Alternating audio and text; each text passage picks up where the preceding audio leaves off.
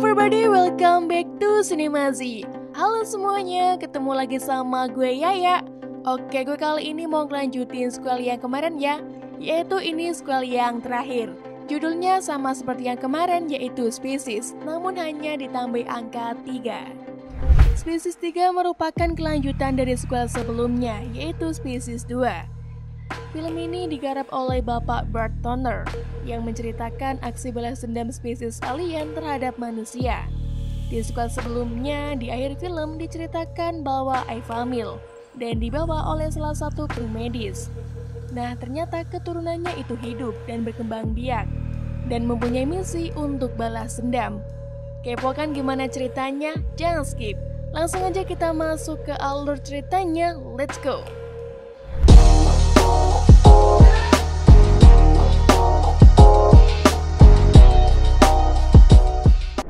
Film diawali dengan menceritakan perjalanan kru medis pasca misi penyelamatan Preston CS di kediaman Patrick.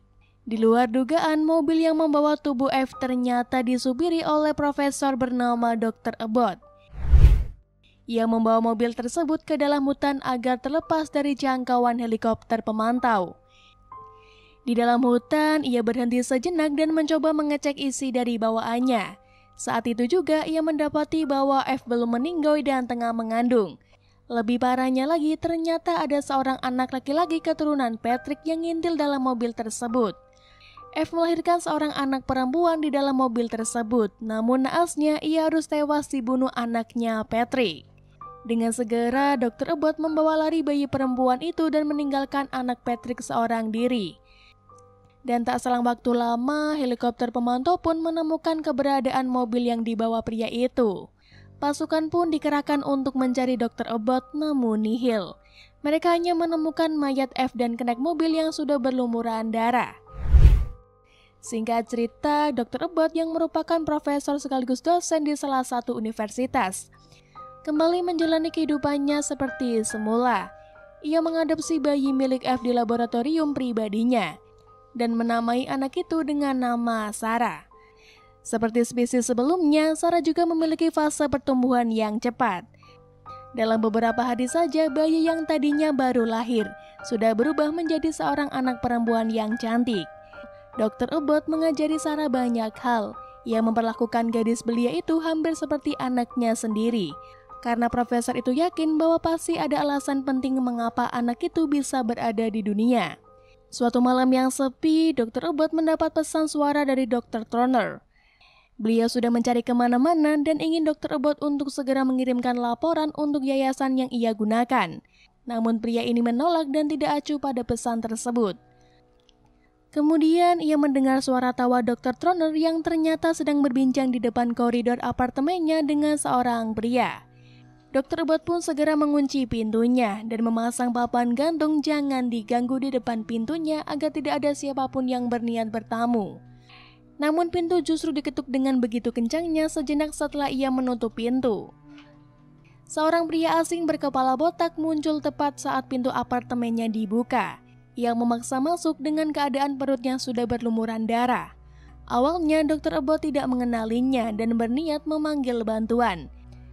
Namun pria itu justru melarangnya dan mengaku bahwa dirinya adalah anak laki-laki yang ikut bersama dengan mobil ambulannya kali itu. Yaps, dia adalah si keturunan campuran alias anaknya Patrick. Rupanya ia sedang mencari Sarah. Dengan nafas yang Senin Kamis, pria botak itu terus berusaha menanyakan keberadaan gadis tersebut. Tapi Dr. Abbott tidak semudah mau memberikan informasi penting itu. Kemudian Dr. Abbott menyuntikkan cairan antihistamin pada si botak agar ia bisa lebih stabil. Setelah agak stabil, ia pun berkata bahwa bukan cuma dia yang mengalami gejala seperti sesak napas, sakit tenggorokan, ruam kulit, badan meriang, dan jantung bengkok. Namun semua keturunan campuran di luar sana juga mengalami hal yang sama. Hayo loh, jangan-jangan kena COVID nih. Dan you know guys, sepertinya si botak udah disamperin sama malaikat maut nih. Saat ia mencoba bangun dari duduknya dan melepas kacamatanya, tiba-tiba saja daun telinganya ikut terlepas. Cairan putih berbuih seperti nanah pun keluar dari beberapa bagian kulitnya. Kemudian dari perutnya keluar tentakel yang sudah letoy. Makhluk itu koit di hadapan Dr. Abbott. Keesokan harinya, Dr. Abbott bertemu dengan salah satu mahasiswanya yang bernama Dean. Ia mencoba menjalin kerjasama dengan Dean. Dibawanya mahasiswanya itu ke dalam apartemennya. Di sana ia menunjukkan mayat si botak keturunan campuran yang semalam tewas entah disebabkan karena apa. Dr. Abbott menjelaskan bahwa mayat tersebut merupakan keturunan campuran. Gennya dianggap cacat dan membuatnya sangat rentan terhadap penyakit umum.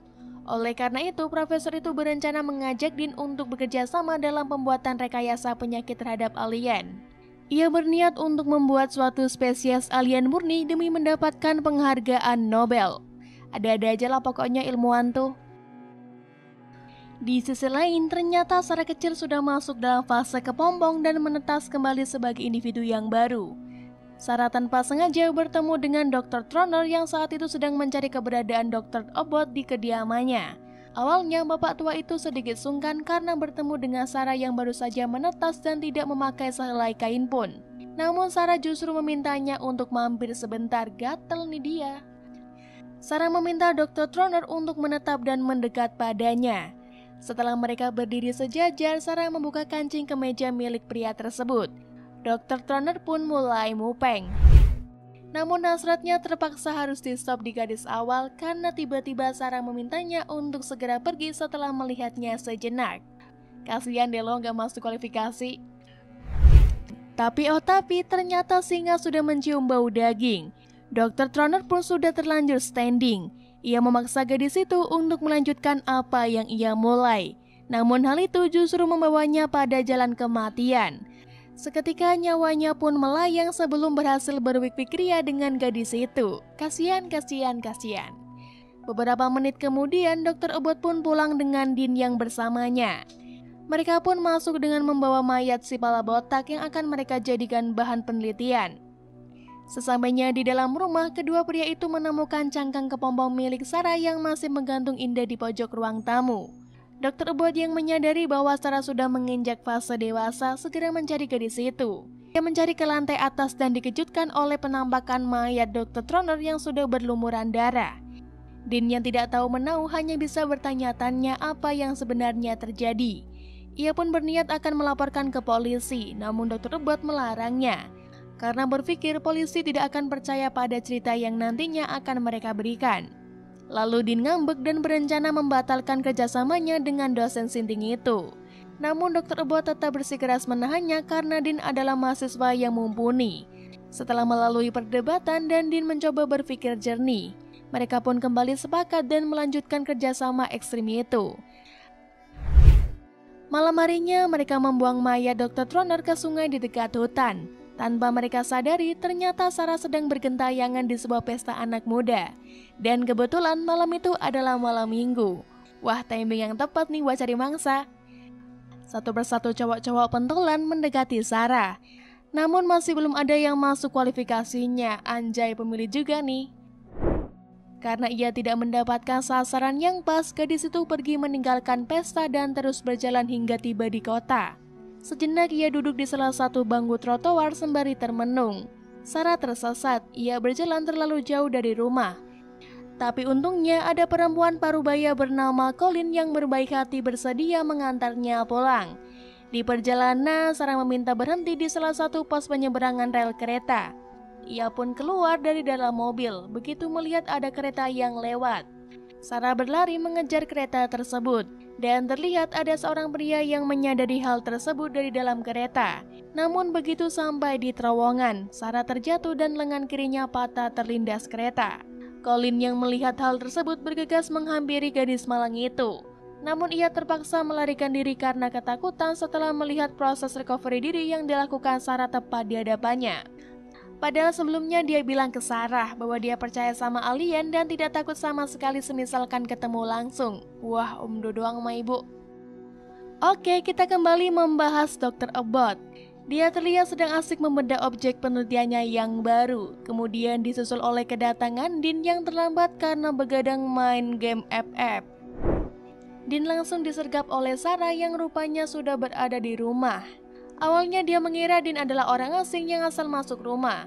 Tapi kemudian dia melepaskan pria tampan itu setelah tahu bahwa ia bekerja dengan bapak angkatnya alias Dr. Abbott. Dean segera menyusul dosennya di lab pribadinya. Di sana dia melihat Dr. Abbott sedang mengobok-obok perut dari mayat si pala botak. Mereka pun membahas penelitian spesies sebelumnya dan berencana mengkombinasikan setiap DNA unggul dengan bantuan DNA murni yang dimiliki Sarah. Sedang asik membahas penelitian, tiba-tiba Sarah masuk. Dan ternyata dia cuma minta izin mau keluar rumah guys, mau cari cogan katanya. Ia pun memindai ke segala penjuru arah sejauh ia berjalan. Dan menemukan seorang pria yang masuk kualifikasinya. Pria itu tak lain dan tak bukan adalah pria yang sama dengan pria yang melihatnya di kereta semalam. Mereka pun bertemu di lobi hotel dan bertemu tatap satu sama lain. Cie gas kuncuy. Dari tatapan mereka berdua terlihat sepertinya pria itu bukanlah pria biasa. Dia juga merupakan keturunan murni seperti halnya Sarah. Mereka langsung menyewa kamar hotel dan langsung melakukan pengecerotan dengan sangat beringas. Tapi lagi asik-asiknya berwik-wik, Sarah menyadari kalau prianya sudah tidak sehat. Ia pun segera menghentikan aktivitas wik-wiknya dan pergi meninggalkan si pria seorang diri. Karena hari sudah terlalu larut, Sarah memutuskan untuk pulang ke rumah. Namun di rumah ia disambut oleh keberadaan Dean yang masih terjaga di ruang tamu. Mereka pun bermain catur dan sedikit mengobrol gak penting. Setelah menang melawan Dean, Sarah pun tidur karena sedang tidak mood. Dean sempat salting dan tak sengaja membuat tangan kirinya terkena api dari busen. Segera ia basuh luka bakarnya itu dengan air keran dan kemudian pulang ke kosnya. Di kos, Dean disuguhkan dengan celotehan dari romantennya yang sedang berkutat dengan situs web bernama Amelia. Sebuah situs yang membahas tentang penelitian biokimia dengan cover depan wanita bertubuh seksi. Dean yang merasa risih dengan situs tersebut mencoba untuk acuh dan segera tidur. Keesokan harinya, seperti biasa, Dean dan Dr. Abbott melanjutkan proyek rahasia mereka di lab pribadi milik Dr. Abbott. Namun yang berbeda dari hari biasanya, hari ini objek dari penelitiannya adalah Sarah. Butuh sampel darahnya untuk dianalisis sebagai bahan penelitian. Sarah pun memasuki lab dan dengan sukarela mengizinkan dirinya untuk menjadi objek penelitian. Dan sepertinya mulai tumbuh rasa-rasa stroberi di hati anak-anak muda itu, anjay. Sedang sosit-sositnya pas Dean mengambil sampel darah Sarah. Tiba-tiba saja Sarah diserang oleh makhluk dengan tentakel. Gadis itu dicekik dan ditarik ke atas atap. Seekor makhluk keturunan campuran keluar dari atap dan berkelahi melawan Sarah. Untungnya dua pria itu sudah berhasil melarikan diri keluar ruangan lab. Dengan segera Dr. Abbott mengaktifkan saluran gas hidroklorida untuk membunuh makhluk tersebut. Beberapa menit kemudian, ruang lab hampir dipenuhi oleh gas hidroklorida. Sarah yang berdiri tepat di bawah saluran gas seketika lemas karena terlalu banyak menghirup gas beracun tersebut. Melihat Sarah mulai lemas, makhluk keturunan campuran itu berniat untuk memperkosanya. Namun tentu saja Dean tidak rela alien kesayangannya itu mati dan diperkosa dengan kejam. Namun sialnya, ia harus terbanting dan digigit oleh makhluk membagongkan itu. Dengan sisa-sisa hati nurani yang ada, Dr. Abbott datang menyusup dan menolong mereka berdua. Dipotongnya leher monster yang sedang menggigit kaki Dean itu menggunakan alat gerinda. Belum selesai terpotong, monster itu keburu berbalik menyerang dan merenggut nyawa profesor tersebut. Setelah berhasil menusuk perut Dr. Abbott dengan tentakelnya, monster itu pun koit. Karena luka di perutnya yang cukup serius, Dr. Abbott pun sekarat. Ia pun meninggal di pelukan Dean dan dengan pesan untuk terus melanjutkan penelitian itu dan ciptakan spesies baru. Dean segera pergi mencari sesuatu untuk mengobati luka gigitan di kakinya. Tak lupa ia menceritakan semua niat sintingnya kepada Sarah. Ia membuang mayat Dr. Abbott ke sungai dan berniat untuk mengakhiri ini semua. Malam selanjutnya, ia mengikuti Sarah yang terlihat mencurigakan. Gadis itu pergi ke aula kampus seorang diri. Ternyata itu hanyalah perangkap Sarah untuk menaklukkan Dean. Sarah ingin penelitian milik almarhum ayah angkatnya berlanjut. Dengan kata lain, ia harus menunaikan wik-wik bersama Dean untuk meneruskan keturunannya. Tapi Dean rupanya belum siap. Ia pun pergi meninggalkan Sarah setelah melihat bayangan alien kepalanya. Di lain sisi, kita disuguhkan dengan alien cantik lainnya, Amelia namanya. Dan berkat situs yang dibuka oleh romantetnya, Dean alias Nesting, Amelia jadi bisa tahu keberadaan mereka. Alien cantik itu pun datang dan mulai menggoda Hastings karena ia kira data yang dikirim Hastings adalah miliknya sendiri.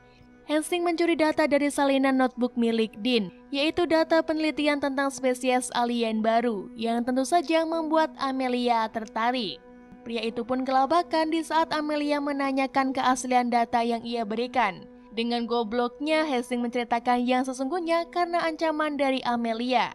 Dean yang baru saja kembali dari luar mengetahui hal tersebut. Ia pun mencoba membututi Amelia yang baru saja pergi dan membawa Hastings dari kosnya. Di luar kos, Dean bertemu dengan seorang pria parubaya. Dia adalah seorang supir limosin yang tadinya bekerja dengan pemerintah. Rupanya ia mengerti banyak tentang kasus spesies ini dan mengajak Dean untuk bekerja sama. Semua itu ia lakukan untuk menghentikan ancaman alien yang selama ini melanda bumi. Mereka mencoba mencari kelemahan alien-alien tersebut berdasarkan catatan penelitian Dr. Abbott. Di sisi lain, ternyata Hastings dibawa Amelia menuju lab pribadi Dr. Abbott. Dan tentu saja di sana pria itu semakin gugup karena ia tidak tahu menahu mengenai penelitian tersebut. Sarah pun ikut menyaksikan dari luar pintu lab. Amelia menghampiri Sarah dan memohon bantuan dari spesies murni tersebut. Akhirnya mereka bertiga pun mencoba melanjutkan proyek Dr. Abbott semampunya berdasarkan data yang sudah ada. Namun serangan gas hidroklorida menghentikan aktivitas mereka. Rupanya Dean dan Pak Supir sudah berhasil tiba di TKP. Dalam sekejap gas memenuhi ruang lab. Amelia yang hanya keturunan campuran dengan mudah langsung berubah menjadi si buruk rupa begitu terkena kontaminasi dari gas tersebut. Sedangkan Hastings dan Sarah berhasil keluar dari lab. Di luar rumah, Hastings bertemu dengan Dean dan Pak Supir. Ia menyerahkan sel telur Sarah pada mereka. Mereka pun segera pergi menuju ruang penelitian pusat. Tapi tentu saja diikuti oleh alien-alien cantik itu. Amelia terlebih dahulu menemukan Dean dan mengambil sel telur milik Sarah.